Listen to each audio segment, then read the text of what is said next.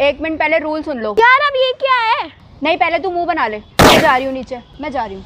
अच्छा सॉरी यार, मत जाओ। कोई भी ना जोर से बॉल नहीं फेंकेगा, समझ गया? यार फिर आउट कैसे करेंगे? यही तो तुम्हारा चैलेंज है।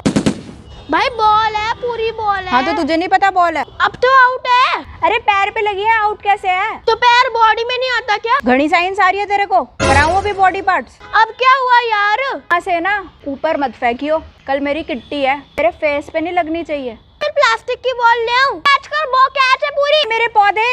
यार आप कैसे डर रहे हो जैसे बम आ रहा हो? पापा से पूछ ले, बता दो मैं डरती हूँ कभी किसी से? यार ये तो भट्टा बॉल है। Excuse me, what is this language भट्टा बॉल? आप दोनों की टीम और मैं अकेला। क्यों, तुझे मुझसे प्रॉब्लम है? नहीं आज तू बोल दे, आज तू बोलेगा तुझे मेरे से क्या प्रॉब्लम। ठीक है मैं नीचे जा रही हूँ। अच्छा जाओ, आप जाओ जाओ। तू मुझे जाने के लिए कह रहा है? ठीक है फिर सब चलेंगे नीचे, बहुत सारा कोर्स पड़ा हुआ है। कब कंप्लीट करेगा? छुट्टियों के बाद?